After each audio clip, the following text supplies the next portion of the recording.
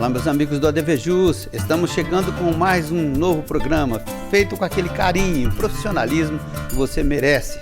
Muito obrigado da companhia de sempre aqui comigo no ADVJus, ok? Você vai ver no programa de hoje ADVJus Notícia Jurídica, ADV Especial com várias participações, ADVJus Prestação de Serviços, Vocabulário Jurídico, Estante Jurídica, ADVJus Podcast e Momento Divino. Tudo isso, muito mais, agora comigo aqui no ADVJus TV. Fique aqui.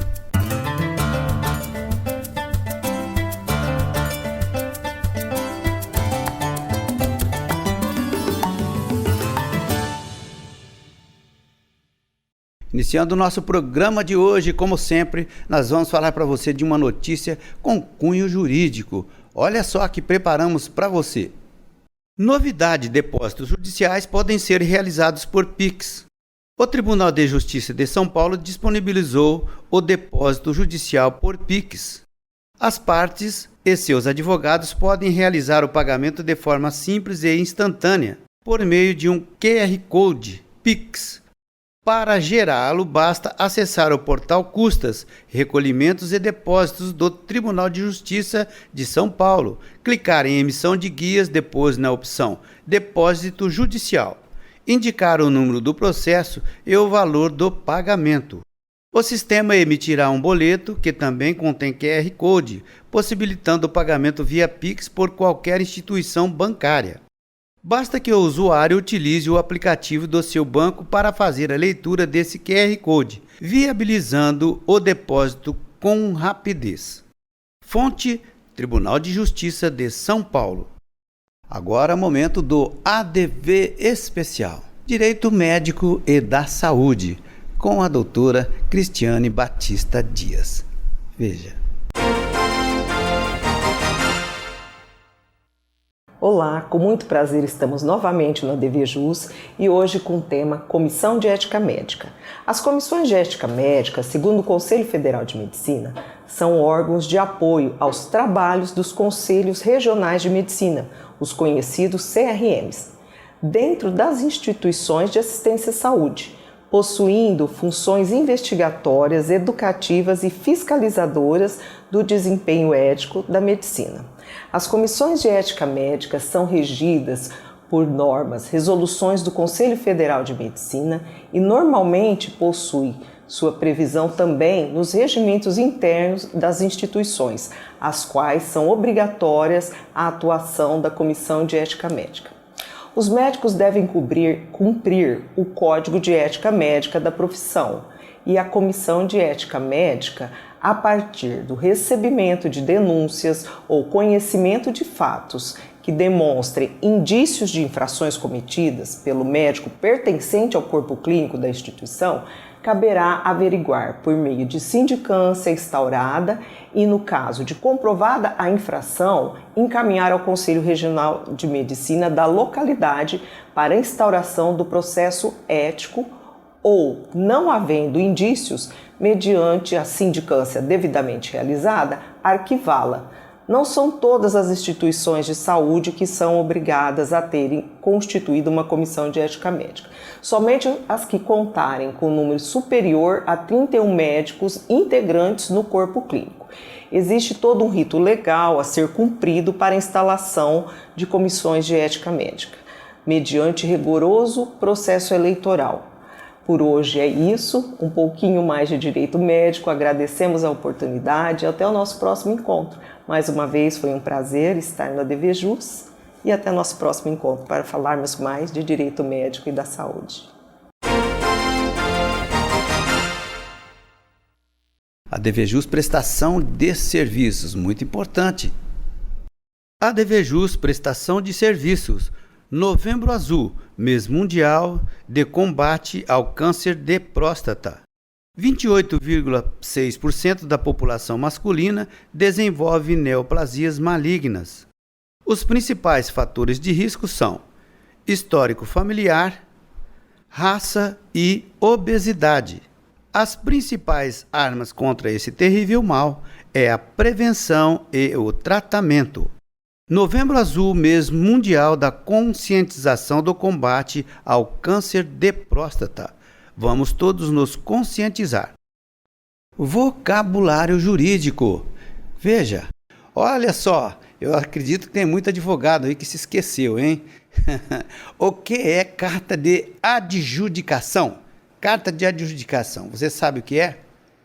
No intervalinho a gente vai estar respondendo para você. ADV Especial Direito Ambiental, Dr. Fabrício Martins Pereira.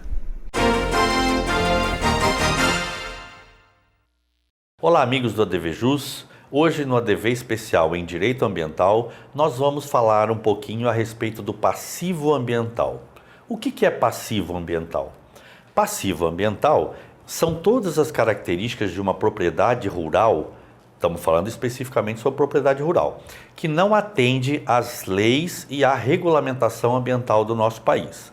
Eu cito para os colegas aqui alguns exemplos como a obrigatoriedade de se fazer a reserva legal florestal, que no estado de São Paulo e na maioria dos estados do Brasil é 20% da propriedade que tem que ter de mata preservada. A área de preservação permanente, que são os entornos dos rios e nascentes de rio dentro da propriedade rural, que precisa ter a mata ciliar, uma mata ali constituída. Pois bem, eu citei apenas 2 elementos de todos os outros que devem ser observados na propriedade rural para efeito de regularização ambiental.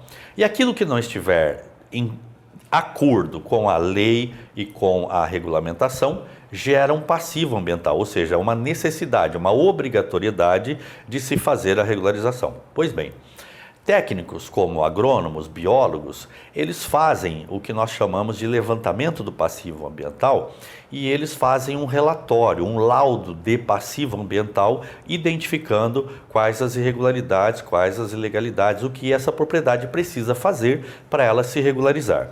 Pois bem, quando são detectados esses problemas, evidentemente que cada um desses problemas tem um custo para resolver. Se você tem, por exemplo, uma nascente de rio que não tem uma mata ao entorno dela, você precisa plantar essa mata, apresentar um projeto para o órgão ambiental e isso tem um custo. E no relatório de passivo ambiental existe a possibilidade de levantar esse custo. Pois bem, o que eu faço com isso? Quando um cliente seu te procurar dizendo que ele está comprando uma propriedade rural, está negociando e quer que você faça um levantamento em toda a documentação, você pode oferecer para ele o levantamento do passivo ambiental e a valoração, quanto custa para regularizar essa propriedade. E ele pode colocar esse custo na negociação do preço que ele está fazendo, porque futuramente ele terá que fazer esses ajustes, esses acertos e essa regularização. Então o custo do passivo ambiental pode ser levado pelo seu cliente a título de negociação, até mesmo do preço da compra da propriedade rural. Espero ter ajudado os colegas com essa dica e logo mais estaremos aqui novamente em mais um ADV especial em Direito Ambiental. Forte abraço. Agora é o momento do intervalinho aqui em nosso programa. Voltamos na sequência, contamos com a sua audiência. Arcângelo Imóveis, venda, locação e administração. Compromisso e confiança. Arcângelo Imóveis. Agora quero falar para você do Zezinho Alfaiate, Espaço Homo, ali da rua Eliseu Guilherme 681. Vista-se com bom gosto e elegância através dos trajes do Zezinho Alfaiate. Inclusive aquele traje feito sob medida especialmente para você. Isso mesmo, no Zezinho Alfaiate você também dispõe ali de confecções já prontas do traje masculino, daquela forma que você procura, com aquele atendimento mais que especial. Zezinho Alfaiate, na Eliseu Guilherme 681. Faça como eu, vista-se com elegância com os trajes do Espaço Homo. La Botilha Vinhos, onde você encontra os melhores rótulos. Venha conhecer. Carta de adjudicação é o ato judicial que concede a posse e a prioridade de determinado bem a alguém prevista no artigo 876 do novo CPC. a carta de adjudicação de forma preferencial, né, de expropriação e, como expresso no artigo 825, visa justamente a execução por quantia certa. Ok, estamos de volta então com o segundo bloco do nosso programa de hoje. Você está gostando do nosso programa? Mande-nos o seu feedback. O nosso endereço é programa@advjus.net, ok? Sequência então do ADVJus TV de hoje, você vai acompanhar comigo agora o Pergunte ao ADVJus, aquele espaço que abrimos para você conferir algum assunto do seu interesse, mas não é um espaço de consulta, ok? Mande para cá sua sugestão de tema ou mesmo um nome para que você o veja aqui nos concedendo uma entrevista. Pergunte ao ADVJus. Estante jurídica. Confira aí.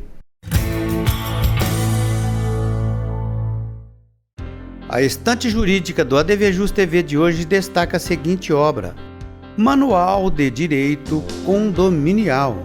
O que é condomínio, legislação pertinente, responsabilidade civil e criminal do síndico, assembleias, direitos e deveres dos condôminos, administração condominial, Manual de Direito Condominial, autoria Rodrigo Carpati, editora Mizuno. Mais uma obra para você retirar da estante e conferi-la. Meus amigos, com imensa satisfação estamos iniciando mais um podcast aqui do ADVJus TV. E hoje, com imensa satisfação, eu estou recebendo dois nobres colegas para que a gente possa falar a respeito de um assunto que eu considero de extrema relevância, que é justamente a mediação. Para tanto, eu convidei, e eles gentilmente aceitaram o meu convite, o Dr. Guilherme Bertipaglia, que ele é professor, palestrante, né, expert da área da mediação, e a doutora Larissa de Larissa, também ela tem já pós-graduação, inclusive em processo civil na USP, né, uma especialização também na área do direito de família, inclusive da mediação, né, que a gente vai falar um pouquinho a respeito disso. Eu já quero começar agradecendo inicialmente o doutor Guilherme pela presença comigo mais uma vez aqui no ADVJus. Obrigado. Obrigado, Dr. Marcos. Sempre uma honra estar aqui e ser recebido nessa casa muito acolhedora. Tá certo. Doutora, muito obrigado da presença, de ter aceito o convite nosso para participar aqui.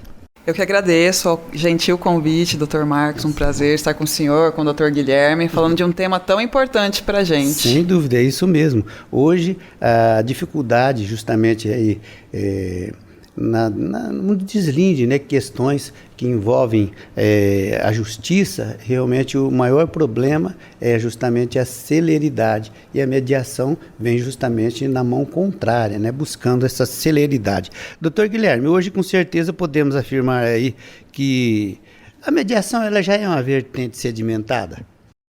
Dr. Marcos, acho que sedimentada a gente precisa trazer duas bases de comparação. Se a gente comparar com o que nós tínhamos e com a realidade que a gente tem hoje, a resposta é com certeza sim, sedimentada, porque o Poder Judiciário tem utilizado, as pessoas estão utilizando com maior frequência, mas se a gente comparar com a quantidade de processos que nós temos em tramitação no Brasil e a quantidade de procedimentos em andamento, a resposta é ainda não, né? Então, penso que nós evoluímos muito, nós caminhamos muito comparado com lá 2010, a resolução 125 do CNJ, mas ainda a gente tem ainda um oceano azul, um vasto espaço para crescimento. Certo.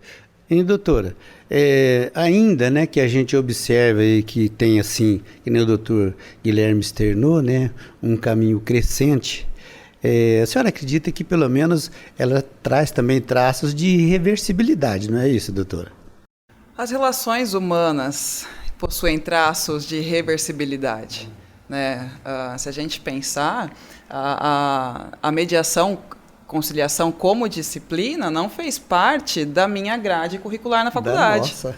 Eu me formei em 2007 e naquela época já se ouvia falar que era possível uma conciliação, sim, mas não a mediação como instituto. Verdade. Né? E para as relações humanas que eu posso tratar com o diálogo, com a escuta ativa, a reversibilidade dessa relação precisa sim ser olhada pelos profissionais. O que eu quero manter? O que eu quero preservar nessa relação? Qual que é a dor dessa pessoa? Né? Então, eu acho que esse é um elemento importante dentro da análise casuística para poder oferecer ou não para aquele cliente, para aquela pessoa, para aquela família, a oportunidade ou de judicializar ou de mediar. Inclusive, doutora, esse termo que eu usei da irreversibilidade, eu quis dizer também, assim, que não tem jeito, a mediação ela vai sim para um caminho claro, mais... claro. Sim, sim. Eu acho que é um caminho... Sem volta. Eu não vou dizer que é um caminho sem volta, porque as relações elas sempre foram permeadas por essa possibilidade, né? Mas eu acho que é um caminho que a gente precisa estimular cada vez mais. Com certeza. Certeza. E, doutor Guilherme, agora fazer um pouquinho aqui o papel do advogado do diabo, né? Como o senhor avalia, né, a atuação de colegas que ainda engatinham dentro da mediação, né? Face aos clientes que os concedem ou otorgam poder para eles dentro da mediação, mas eles talvez não estejam bem já preparados para isso, porque o universo ele é muito grande, né?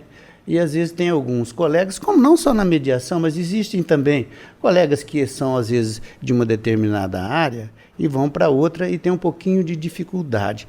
Nesse sentido, o senhor acha que aquele advogado que ele não se atentou bem, ele pode não ter ali uma resposta satisfatória dentro da mediação para o seu cliente? Doutor Marco, a mediação é um espaço que permite às pessoas colocarem na mesa suas necessidades e os seus interesses. Sim. Considerando a celeridade, considerando a eficiência e considerando que ali as pessoas podem construir uma solução que atendam às suas necessidades de verdade, aos seus interesses, diferente muitas vezes de um processo que a gente conhece na prática, que o processo ele tende a desagradar alguém. Pelo menos uma das partes sairá de maneira ali infeliz, vamos dizer assim. Né? Na mediação, a gente tem um cenário, quando não as duas partes. Sim. Na mediação, a gente tem um cenário em que as duas partes encontram um caminho que é aceitável. Agora, com relação ao colega que ainda não está utilizando, eu tenho algumas considerações. Me perdoe estender o meu tempo aqui. Primeiro, a mediação hoje ela é uma ferramenta necessária ao advogado, especialmente daquele advogado que lida com as relações continuadas. Segundo, o advogado que não está usando a mediação, ele esqueceu que ele está entregando para o cliente dele uma solução com menos desgaste, mais rápida, mais inteligente, e o artigo 48 do Código de Ética e Disciplina ele garante ao advogado a manutenção dos seus honorários e fica vedada a redução dos honorários dele pela solução na via extrajudicial. Acho que o advogado que ainda não aprendeu a manejar a ferramenta da mediação, ele ficou parado no tempo.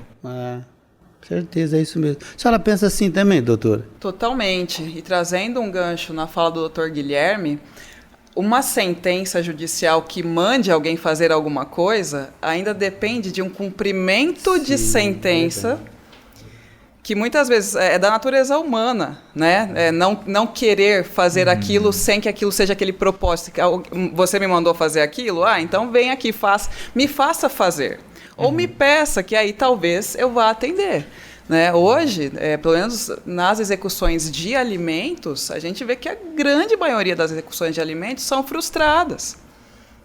Eu já tive clientes que, por N motivos, optaram por se entregar, cumprir os 60 ou os 30 dias de prisão, porque não tinha possibilidade ou não concordava com aquela decisão. Então, a decisão judicial não é uma garantia de que eu vou receber. Agora, um acordo construído, com as partes ouvidas e envolvidas nessa estrutura, a chance disso dar certo e da pessoa se comprometer e, de fato, entregar, me parece que é muito maior. É isso mesmo. E, doutor Guilherme, é interessante uma visão, né? uma forma de externar um pensamento do que a doutora Larissa falou, é que ela está certa, né? Senão não existiria a execução de sentença. Né? Mas na mediação, mesmo que existe aquela contemplação daquele interesse mútuo ali, essa possibilidade também, ainda que remota, ela existe também, de uma execução. Sim, existe. Acho que a grande questão, doutor Marco, é qual foi a experiência que antes de responder, a gente precisa fazer a seguinte pergunta. Qual foi a experiência que aqueles participantes tiveram quando construíram uma solução? Porque veja, uma mediação bem conduzida e conduzida de maneira adequada, ela é uma mediação que contempla efetivamente aquilo que os participantes querem e ela deixa na construção do acordo, se a gente estivesse olhando para isso aqui como um acordo, ela deixa a impressão digital, a marca daqueles participantes naquele acordo que foi construído. Então, se eu fiz algo que eu quero e que eu concordo fazer, a chance de haver necessidade de uma execução ela é muito baixa. Pode existir? Pode. E aí tem um outro fator, que é qual foi a qualidade da redação do termo de acordo feito quando houve essa mediação. Porque a qualidade do termo de mediação, a qualidade do termo de acordo na mediação vai também impactar na clareza daquela composição no médio e longo prazo. Concordo, isso mesmo. Doutora Larissa, vamos dizer assim, né, como que, além da brevidade, né, que seja resolvido aquela questão que envolve ali as duas partes, uma que é uma coisa, outra que é outra, evidente, né? Mas o que a gente pode, além da celeridade, considerar assim como grandes benefícios em relação às questões que envolvem a mediação para aquelas pessoas que vão para esse caminho? Vou tentar falar um pouco da minha experiência com direito de família. Sim. Tá? Eu acho que outro aspecto que a mediação auxilia muito nessas relações familiares é a autorresponsabilidade pela resolução do conflito, né? E quando a pessoa ela entende aquele fato de forma objetiva, afasta os julgamentos, entende o que é fato e o que é minha dor, separar uma coisa da outra, né? Quando ela, depois de entender o fato, ela digere todo aquele sentimento, ela acalma a sensação dela sobre aquele litígio e entende claramente o que ela espera como solução, com o que ela pode contribuir, o que ela espera como retorno daquela ação, isso traz para ela uma sensação de autorresponsabilidade, construir em conjunto, que vai aderir muito mais na execução e no cumprimento daquele acordo. Certeza. Acho que, se me permite, tem um outro ponto aí, que é a questão da confidencialidade do sigilo. Também. Né? A gente sabe que quando o indivíduo está no espaço processual, toda a informação que ele leva para o processo, ele faz prova. E ele registrou, ele documentou que ele não vai poder mais ser desvisto. Certo. Né? E a gente sabe que, na realidade, muitas vezes, aquilo que está no mundo não vai para os autos. A realidade do mundo vai para os autos. E a confidencialidade do procedimento de mediação permite as pessoas trazerem ali as suas verdades mais profundas, que muitas vezes para o processo elas não vão. Com a segurança de que essa verdade não vai ser usada contra ela. Sim. Porque processo litigioso a gente conhece melhor do que ninguém, você espera a parte cometer um deslize para colocar a luz naquilo. No processo civil, né? é assim mesmo. Doutor, você tem razão, é isso mesmo, eu também penso assim. Agora, e com relação, né, à confiabilidade, até a pergunta para vocês dois, né? Dá para sentir no cliente mesmo, assim, porque evidentemente que do ponto de vista profissional, eu acho que isso é inquestionável, né? Fez lá a audiência, fez o termo, com profissionalismo, eu acho que não tem nenhuma coisa a contestar. Mas e do ponto de vista, se a gente se colocar no lugar do cliente, né? Qual será que é o nível de satisfação ou de confiabilidade que hoje estamos vivendo? Existe uma pesquisa, Dr. Marco, da professora Deborah Hould, de Oxford. A professora Deborah Hould ela trabalha com uma pesquisa sobre satisfação dos usuários com o sistema de justiça. E ela estabelece, a professora Deborah Hould, 2 pilares que geram satisfação para um usuário do sistema de justiça. O primeiro pilar é a participação do indivíduo na escolha do método pelo qual seu conflito vai ser solucionado. Certo. E a segunda é a percepção de que o procedimento e o resultado foram justos. Na prática, quando a gente olha para o modelo tradicional de justiça, a gente tende a observar que muitas vezes as pessoas não escolheram uma forma de solução, porque a elas foi dado apenas um caminho de solução, que é o processo judicial. Então não houve a participação e a corresponsabilização do cliente na escolha do método. E outro pilar é que muitas vezes não é percebido o sistema tradicional de justiça, muitas vezes, como tendo um procedimento e resultados justos. Isso faz com que o modelo tradicional de justiça seja percebido, e essa é a conclusão que a pesquisa da professora Deborah Hold chega, lá em Oxford, que muitas vezes o sistema de justiça não é percebido como justo. E, conectado a isso, na mediação, o cliente, ele, por conta do princípio da autonomia da vontade, ele precisa querer participar e ele constrói a sua solução. Então, ele tende, primeiro, nesses 2 pilares da pesquisa da professora Deborah Hold, ele participa da escolha do método e ele constrói o procedimento e o resultado. Então, isso faz com que o índice de satisfação do usuário seja elevado, tendo a percepção não só do procedimento como justo, como satisfatório, mas também a percepção de que o seu advogado contribuiu para que justiça fosse feita no caso concreto. Porque justiça é percepção. A referência de justiça, para mim, é diferente. Razão e justiça são 2 elementos que a gente não vai conseguir chegar num consenso com tanta simplicidade. Ela, como regra, são elementos que as pessoas têm percepções distintas. Agora, o momento do sorriso. Momento divino aqui em nosso programa. Vinho é tudo de bom. Oferecimento La Bottiglia. Vinho Chateau Haut Montplaisir Tradition Malbec. Vinho tinto seco de coloração violeta.